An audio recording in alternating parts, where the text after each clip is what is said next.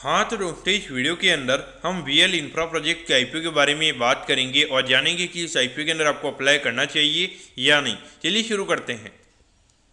तो देखिए, सबसे पहले हम ये जानेंगे कि ये कंपनी क्या काम करती है। देखिए, जो कंपनी 2014 में ये कंपनी स्टार्ट हुई, यानी कि ऑलमोस्ट अगर हम देखेंगे तो 9 से 10 साल ये कंपनी को स्टार्ट हुए हो चुके हैं। देखिए, जो कंपनी भी हमें यहाँ पे वाटर इंफ्रास्ट्रक्चर, उसके अलावा इरीगेशन से रिगार्डिंग यहाँ पे जो भी यहाँ पे इंफ्रा से रिगार्डिंग यहाँ पे जो भी सर्विसेज होती है वो ये कंपनी हमें यहाँ पे प्रोवाइड करवाती हुई नजर आती है। और मेनली अगर हम देखेंगे तो यहाँ पे जो ये मेनली यहाँ पे ये जो वाटर ट्रीटमेंट से रिगार्डिंग यहाँ पे जितनी भी कंपनीज होती है, 90% ऑफ द जो इनका इन कंपनीज का जो रेवेन्यू होता है वो मेनली हमें यहाँ पे गवर्नमेंट से आता हुआ नजर आता है। और इसीलिए यहाँ पे लॉन्ग टर्म में मार्केट यहाँ पे बियॉन्ड पॉइंट यहाँ पे ये कंपनी को पी देता हुआ नजर नहीं आता है। तो ये मार्केट को हमेशा लगता है कि यहाँ पे कहीं ना कहीं यहाँ पे ऑर्डर रुकना जाए, तो कि कभी भी अगर एकदम से अगर यहाँ पे ऑर्डर रुक जाएंगे तो यहाँ पे जो कंपनी का रेवेन्यू का नंबर होगा वो एकदम से हमें गिरता हुआ नजर आ सकता है। तो यहाँ पे कहीं ना कहीं अगर हम देखेंगे तो सस्टेनेबिलिटी यानी कि लगातार जो कंसिस्टेंसी ऑफ अर्निंग्स होती है वो पर्टिकुलरली हमें ये इंडस्ट्री के ना नजर नहीं आता है। और इसीलिए आपको लगेगा कि यहाँ पे जो कंपनीज होती है 20-25 से ज़्यादा के पी रेशियो पे हमें यहाँ पे ये कंपनीज हमें जाती हुई नजर नहीं आती है।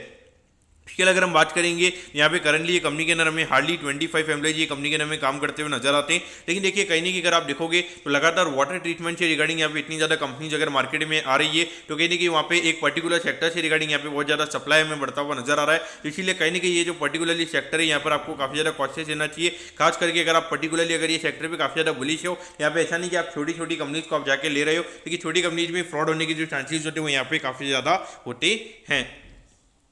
अगर हम यहाँ पे ऑब्जेक्टिव के बारे में अगर हम बात करेंगे तो सिर्फ वर्किंग कैपिटल की रिक्वायरमेंट से रिगार्डिंग यहाँ पे कंपनी का आईपीओ में आता हुआ नजर आ रहा है। कुछ ज़्यादा यहाँ पे खास नहीं है। नॉर्मली इंफ्रा कंपनी में वर्किंग कैपिटल की रिक्वायरमेंट रहती है और उसी के रिगार्डिंग यहाँ पे कंपनी का आईपीओ में आता हुआ नजर आ रहा है। अब अगर हम यहाँ पे कंपनी के फाइनेंशियल्स की अगर हम बात करेंगे तो देखिए 2021 में लगभग 30 करोड़ के लगभग कंपनी का रेवेन्यू का नंबर था। लेकिन अगर हम अभी 6 महीने के कंपनी के नंबर्स की अगर हम बात करेंगे, काफ़ी फिनोमिनल यहाँ पे कंपनी का 6 महीने का यहाँ पे नंबर हमें यहाँ पे नजर आता है, जो कि इंडिकेट कर रहा है कि ये पूरे साल का रेवेन्यू का नंबर लगभग हमें यहाँ पे 100 करोड़ के लगभग देखने को मिल सकता है। तो कहीं ना कहीं अगर हम देखा जाए तो 2023 के कंपेरिजन में डबल से भी ज़्यादा कंपनी के रेवेन्यू के नंबर्स हमें यहाँ पे देखने को मिल सकते हैं। अगर हम प्रॉफिटेबिलिटी की बात करेंगे तो देखिए यहाँ पे लगभग 2 करोड़ 22 लाख के लगभग कंपनी का प्रॉफिट का नंबर था और अभी 6 महीने में लगभग 3 करोड़ 13 लाख के लगभग यहाँ पे कंपनी ने प्रॉफिट कमाया, जो कि इंडिकेट कर रहा है कि लगभग 6 करोड़ के लगभग का प्रॉफिट का नंबर हमें यहाँ पे ये पूरे फाइनेंशियल ईयर में देखने को मिल सकता है। तो लोग दिखा जाए तो यहाँ पे भी ग्रोथ के नंबर्स कंपनी के में यहाँ पे अच्छे नजर आते हैं। अब अगर हम आईपीओ के डिटेल्स के बारे में अगर हम बात करेंगे तो देखिए 23 तारीख को ये आईपीओ में स्टार्ट होता हुआ नजर आएगा और 25 तारीख को ये आईपीओ में क्लोज होता हुआ नजर आएगा। यहाँ पे 42 रुपीज़ पर शेयर पे कंपनी में शेयर देती हुई नजर आ रही है। 3000 शेयर्स का में यहाँ पे लॉट नजर आता है, यानी कि एक लॉट को अप्लाई करने के लिए 1,26,000 रुपये आपको यहाँ पे लगने वाली है।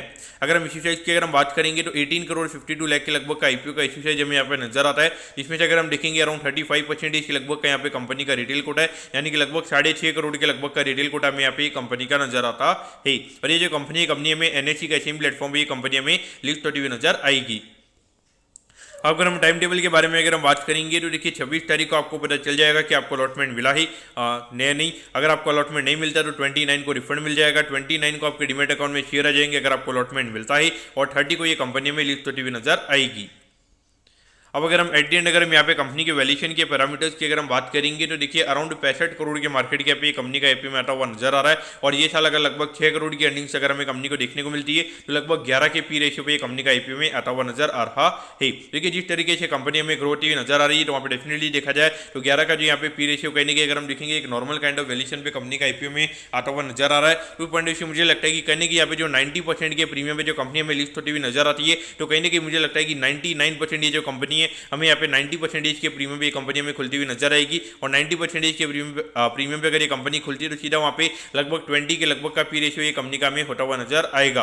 अब आप बोलोगे कि 90% प्रीमियम पे ये क्यों खुलेगी, तो देखिए हार्डली 18 करोड़ के लगभग का यहाँ पे कंपनी का आईपीओ में यहाँ पे नजर आता है, जिसमें भी अगर हम देखेंगे हार्डली 9 करोड़ के लगभग के जो शेयर्स होंगे वो यहाँ पे पब्लिक के पास में जाते हुए नजर आएंगे। तो डेफिनेटली अगर 9 करोड़ के ऊपर अगर आपको 90% का प्रीमियम अगर आपको चाहिए तो वहाँ पे डेफिनेटली 17-18 करोड़ की डिमांड भी अगर हमें यहाँ पे कंपनी के अंदर देखने को मिलती है तो वहाँ पे डेफिनेटली कंपनी में 90% के प्रीमियम पे हमें खुलती हुई नजर आ सकती है। तो पॉइंट ऑफ व्यू मेरे ख्याल से डेफिनेटली आपको यहाँ पे लिस्टिंग के लिए डेफिनेटली यहाँ पर आपको अप्लाई करना चाहिए। और अगर हाँ बाई चांस अगर मार्केट सीनेरियो चेंज वगैरह हो जाते हैं और अगर ये कंपनी 10 से 15% के प्रीमियम पे अगर ये कंपनी खुलती है तो मेरे ख्याल से डेफिनेटली आपको यहाँ पे लिस्टिंग पे भी ये कंपनी को आपको यहाँ पे लेना चाहिए। तो दोस्तों मैं आपको कहता हूँ कि वीएल इंफ्रा प्रोजेक्ट के आईपीओ के बारे में आपको सब कुछ समझ में आ गया होगा। अगर आपकी कोई भी क्वेरीज है आप कमेंट कीजिए, मैं जरूर आपके कमेंट पर रिप्लाई करूँगा। ओके दोस्तों, thank you, have a nice day.